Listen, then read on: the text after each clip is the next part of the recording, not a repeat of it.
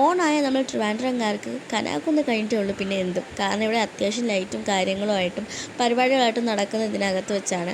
അപ്പോൾ നമ്മളും കാണാൻ വേണ്ടിയിട്ടാണ് വന്നത് ഇതിനകത്ത്. അപ്പോൾ അത്യാവശ്യം തിരക്കുള്ളൊരു ദിവസവും കൂടെ ആയിരുന്നു. സാധാരണ ഇവിടെ തിരക്ക് തന്നെയാണ്. കൊണ്ടുവന്ന ആൾക്ക് അറിഞ്ഞൂടാ എവിടെയാണെന്ന് വന്നതെന്നൊന്നും അറിഞ്ഞൂടാ. എവിടെയൊക്കെ വന്നത്.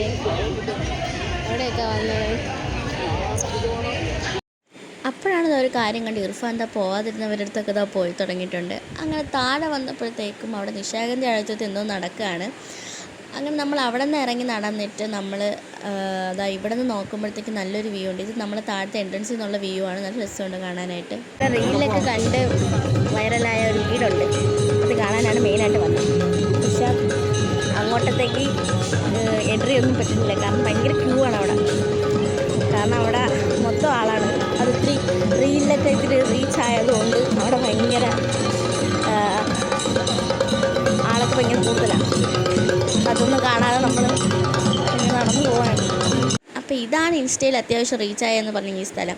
പക്ഷേ ഇവിടെ ഭയങ്കര ക്യൂ ആണ്, അകത്തോട്ടൊന്നും കയറാൻ പറ്റില്ല. അപ്പോൾ ഇർഫാൻ്റെ അടുത്ത് ഇവിടെ എങ്ങനെയുണ്ടെന്ന് ചോദിച്ചപ്പോഴത്തേക്കും അവനും അത് ഇഷ്ടപ്പെട്ടു, നല്ല കൊള്ളാമെന്ന് പറഞ്ഞു. അങ്ങനെ ഇനി നമുക്ക് നടക്കാൻ പറ്റാത്തതുകൊണ്ട് നമ്മൾ ഇറങ്ങാമെന്ന് വിചാരിച്ചു.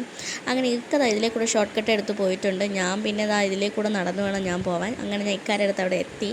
ഞാൻ അപ്പോൾ ഇക്കാട്ട് പറഞ്ഞത് എന്നെ അവിടെ ഒറ്റയ്ക്കാക്കിയിട്ടാണല്ലോ നിങ്ങൾ വന്നതെന്ന്.